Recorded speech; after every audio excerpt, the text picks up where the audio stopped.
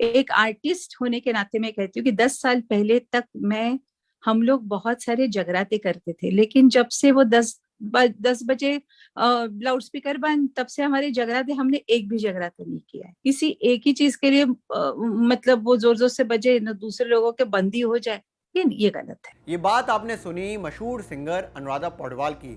अनुराधा पौडवाल साफ तौर पर कह रही हैं कि 10 साल पहले खूब जगराते हुआ करते थे, लेकिन वो बंद हो गए। वो हमारी संस्कृति का हिस्सा थे, लेकिन 10 बजे बाद चूँकि लोगों को आवाज़ से तकलीफ़ होती थी तो ये बंद हो गए। लेकिन ये मुद्दा नहीं बना, क्योंकि मज़हब का मामला नहीं था, लोगों को तकलीफ़ का मामला था। दरअसल यहाँ बात हो रही है लाउड स्पीकर के विवाद की। जी हाँ, लाउड स्पीकर विवाद, यानी कि वो विवाद जो पहले भी कई बार जन्म ले चुका है और फिर से वो लोगों की चर्चा में आ रहा है और इसको चर्चा का विषय बना रहे हैं सेलिब्रिटी। दरअसल जो अजान होती है, नमाज के लिए जो अजान दी जाती है मस्जिद से, उससे लोगों को तकलीफ होती है, ऐसा पहले सोनू निगम ने कहा था और अब अनुराधा पौडवाल ने कहा है। अनुराधा पौडवाल ने इस मामले का जिक्र अलग अलग तरीके से किया। मैं दुनिया भर के देशों में जाती हूँ और मैंने ऐसा कहीं नहीं देखा जैसा भारत में होता है। मैं किसी मजहब या धर्म के खिलाफ नहीं हूँ, लेकिन भारत में इसे जबरन करवाया जा रहा है। इसके चलते एक समुदाय ये सवाल उठाता है कि यदि वो लाउड स्पीकर का इस्तेमाल कर सकते हैं तो फिर हम क्यों नहीं। दरअसल इस समय लाउड स्पीकर का विवाद महाराष्ट्र कर्नाटक में तेज हो गया है। अलग अलग तरीके से लाउड स्पीकर को बैन करने की मांग की जा रही है।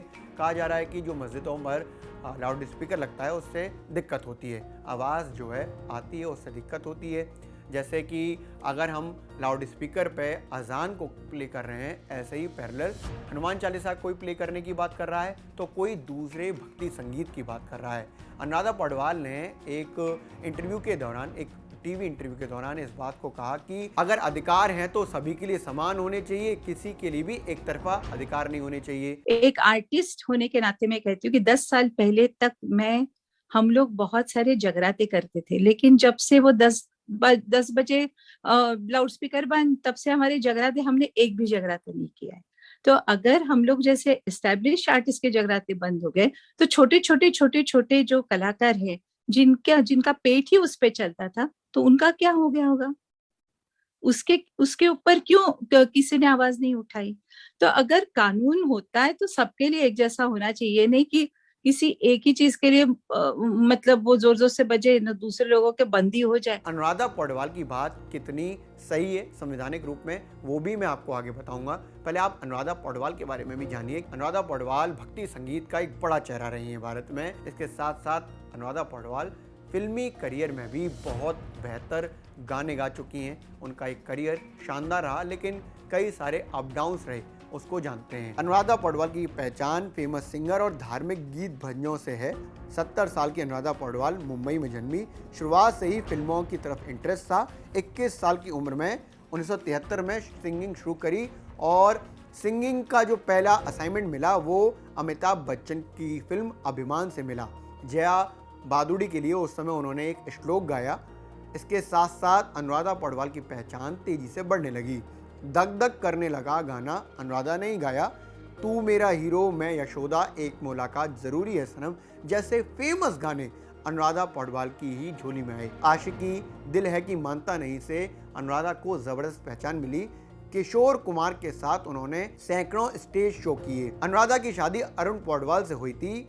अरुण एक फेमस कंपोजर थे और एस.डी. बर्मन के असिस्टेंट थे। अरुण की असमय मृत्यु हो गई।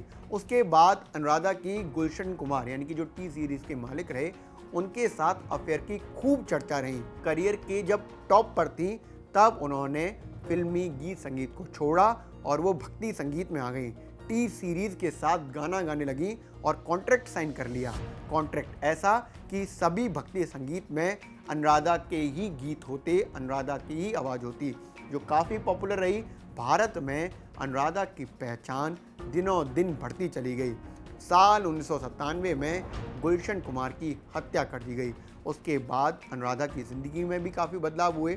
बीते 2 दशकों से अनुराधा पौडवाल करीब करीब लाइमलाइट से गायब रहीं और ना तो गीत संगीत गाती और ना ही बहुत ज़्यादा किसी के साथ चर्चा में शामिल होती। उनके 2 बच्चे हैं। इसके साथ साथ अनुराधा पौडवाल को एक समय दूसरी लता दी कहा जाने लगा था, लेकिन गीत संगीत में आने के कारण उन्होंने अपने जीवन की दशा दिशा सब बदल दी।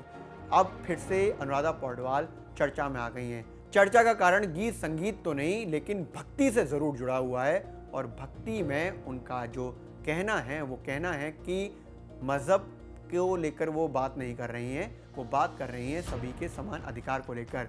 अगर आपको मैं कोर्ट के ऑर्डर के हिसाब से बताऊं या संविधान के हिसाब से बताऊं तो आपको समझ में आ जाएगा कि क्या लाउड स्पीकर मस्जिदों पर लगाना ठीक है या नहीं। इंडियन कॉन्स्टिट्यूशन जो कहता है उसमें आर्टिकल 19(1)(a) में साफ तौर पर लिखा है, लाउड स्पीकर या इससे मिलते जुलते इंस्ट्रूमेंट का इस्तेमाल करना इंसान का मौलिक अधिकार नहीं है। साउंड पॉल्यूशन भी होता है और ऐसे उपकरणों का उपयोग करना आर्टिकल 21 के तहत नागरिकों के मौलिक अधिकारों का उल्लंघन है। इसके अलावा कोर्ट भी कह चुका है, कोई भी धर्म या धार्मिक संप्रदाय ये दावा नहीं कर सकता कि प्रार्थना या पूजा के लिए, धार्मिक त्योहारों को मनाने के लिए लाउड स्पीकर या ऐसे उपकरणों का उपयोग करना धर्म का एक अनिवार्य हिस्सा है। अब आप इसमें एक बात कहेंगे, तो फिर अजान में लाउड स्पीकर की आवाज को क्यों शामिल कर लिया जाता है? यानी कि मस्जिद से अजान की आवाज जब लगाई जाती है तो उससे लाउड स्पीकर को अनुमति कैसे मिलती है? तो उसके लिए एक प्रक्रिया है।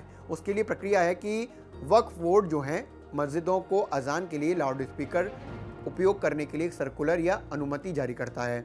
नियम कहता है कि अजान या नमाज के लिए लाउड स्पीकर या ध्वनि बढ़ाने वाला यानी कि आवाज़ बढ़ाने वाला इंस्ट्रूमेंट इस्तेमाल करने से पहले मस्जिद मैनेजमेंट को जिला स्तर पर यानी कि डिस्ट्रिक्ट लेवल पर उस संबंधित अधिकारी से एप्लीकेशन देकर अनुमति लेनी पड़ेगी और ऐसा ही मस्जिदें करती हैं। इसके साथ साथ साउंड पोल्यूशन के नियम के तहत परमिशन लेनी भी ज़रूरी है, यानी कि ज़्यादा साउंड पोल्यूशन होता है तो उसको भी रोका जाएगा। ऐसा होने पर मस्जिदों में प्रयोग किए जाने वाले साउंड सिस्टम को साउंड इंजीनियर चेक करता है और उसके बाद ही अनुमति देता है। एक बार परमिशन मिलने पर कानूनी तौर पर उस लाउड स्पीकर का इस्तेमाल किया जा सकता है। 10 बजे के बाद की जो बात है वो सभी पर लागू होती है, यानी कि 10 बजे के बाद ना आप गरबा कर सकते हैं, ना डीजे चला सकते हैं, ना आप कोई बहुत इस तरह के इंस्ट्रूमेंट चला सकते हैं जिससे आवाज़ तेज हो। यहाँ पर एक बात भूल दी जाती है कि कोई भी नमाज रात 10 बजे के बाद नहीं होती है।